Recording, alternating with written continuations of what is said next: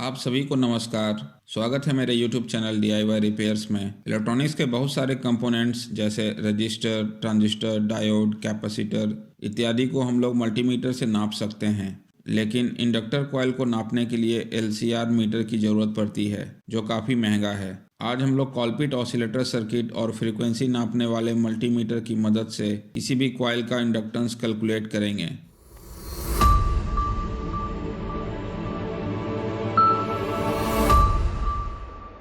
तो चलिए कॉलपिट ऑसिलेटर का सर्किट डायग्राम देख लेते हैं। यह कॉलपिट ऑसिलेटर का सबसे सिंपल और वर्किंग सर्किट डायग्राम है।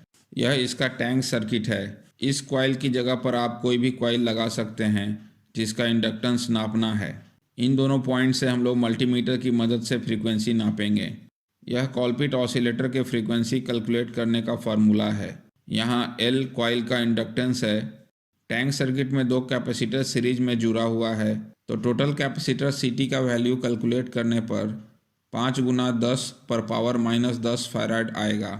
क्योंकि हम लोग को इंडक्टेंस L कैलकुलेट करना है, तो इस फार्मूले को रीअरेंज करने तथा CT और पाई का वैल्यू रखने पर फाइनल फार्मूला यह आएगा। अब इस सर्किट में जिस कॉइल का इंडक्टेंस नापना है उसको जोड़कर उसका फ्रीक्वेंसी मल्टीमीटर से नापकर इस फार्मूले में रखकर कॉइल का इंडक्टेंस नाप सकते हैं। तो चलिए सबसे पहले कॉलपिट्स ऑसिलेटर को ब्रेड बोर्ड पर बना लेते हैं। आप चाहें तो इसे जनरल पर्पस बोर्ड पर भी बना सकते हैं। ये वे कॉइल हैं जिनकी इंडक्टेंस की हम गणना करने जा रहे हैं। हम एक ज्ञात मूल्य की कॉइल भी लेते हैं ताकि हम इस विधि से इंडक्टेंस कैलकुलेट करने की सटीकता का विश्लेषण कर सकें। अब ब्रेडबोर्ड पर सर्किट को बना लेते हैं।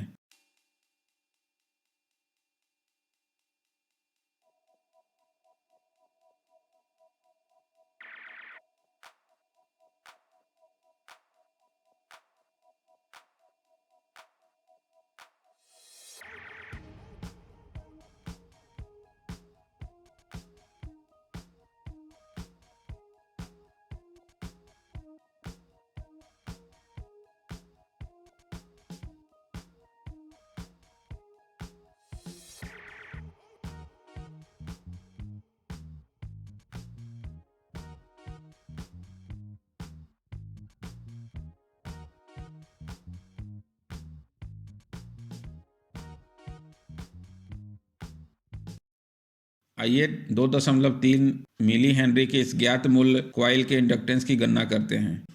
कॉइल को सर्किट में रखें और फ्रीक्वेंसी को मापें।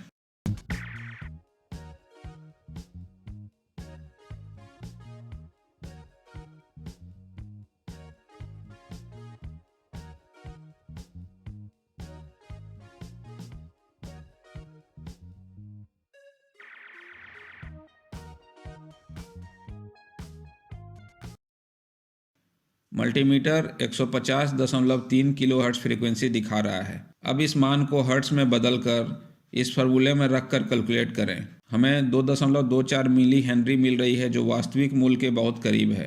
प्रतिशत त्रुटि की गणना करने पर हम इसे 2.6% पाते हैं, जो बहुत अधिक स्वीकार्य है।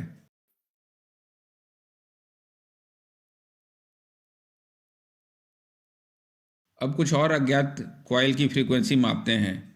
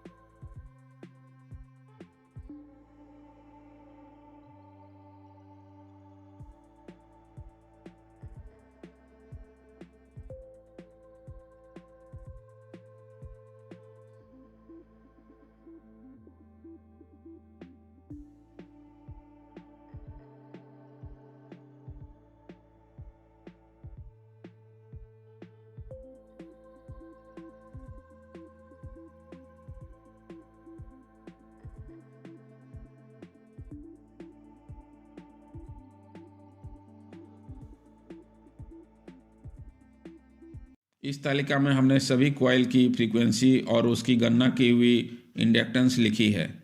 अंत में यह निष्कर्ष निकाल सकते हैं कि अननोन या अज्ञात कॉइल्स के इंडक्टेंस को मापने में यह विधि बहुत सस्ता और प्रभावी है।